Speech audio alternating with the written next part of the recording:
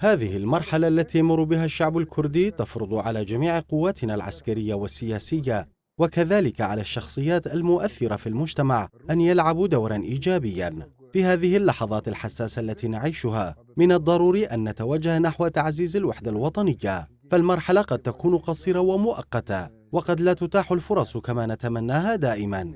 وإذا انتهت هذه المرحلة ولم نتمكن من تحقيق أهدافنا فقد يصبح من الصعب تحقيقها في المستقبل. في هذه المرحلة المصيرية يتوجب علينا التكاتف والتعاون، وكلما تآلفت آراؤنا وتوحدت مواقفنا وكلما تمكنا من تجاوز خلافاتنا كلما أصبحنا قادرين على اتخاذ خطوات واضحة نحو تحقيق أهدافنا.